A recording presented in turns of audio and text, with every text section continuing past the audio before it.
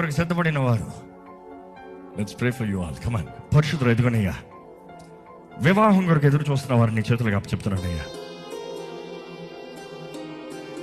ప్రభా, వారిలో ఒంటరైన వాడు 1000 మంది అవుతారన్నావయ్యా. ఒంటరితనం నువ్వు నచ్చేది కాదు, నువ్వు కోరేది కాదు. ఒంటరి బ్రతుకులు నువ్వు ఇష్టపడేది కాదు. నరుడు ఒంటరిగా ఉంటాం మంచిది కాదన్నావయ్యా. వివాహం కొరకు వివాహ వయసు వచ్చిన వీరినందరిని చూడు ప్రభా. వివాహాల విషయంలో ఏ డిలే జరుగుతుందో, ఏ ఆటంకాలు కలుగుతుందో, ఏ ఆలస్యము, ఇందువలన కారణాలన్నీ నువ్వు ఎరుగున్న దేవుడు. ఈ సంవత్సరం ఎటువంటి డిలే లేకుండా, ఈ సంవత్సరం రాబోయే నెలల్లోనే నిన్ను మహిమపరచున్నట్లుగా నీవే సమస్తము సమకూర్చి వీరి జీవితంలో జరిగించమని పెడుకుంటాను. వీరికి కావలసిన ఇస్సాకుని దయచే, వీరికి కావలసిన రెబెక్కాని దయచే.